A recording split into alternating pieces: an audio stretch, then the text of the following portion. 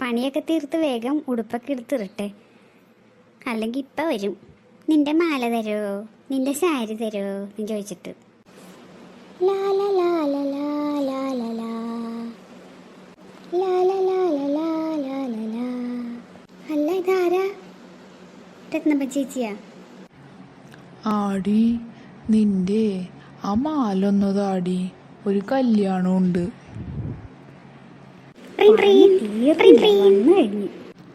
ആടി, ഞാനേ ഇപ്പുറത്തെ താരയുടെ വീട്ടിലാണ്. നീ എപ്പോഴും പറയില്ലേ നയൻതാരേനെ പോലെ ഇരിക്കണ്, നയൻതാരയിലെ അതേ കണ്ണ് എന്ന് പറയൂലേ? ആ താരയുടെ വീട്ടിലാണ് ഞാൻ അവളുടെ മാല ചോദിക്കാൻ വന്നതാണൊന്ന്.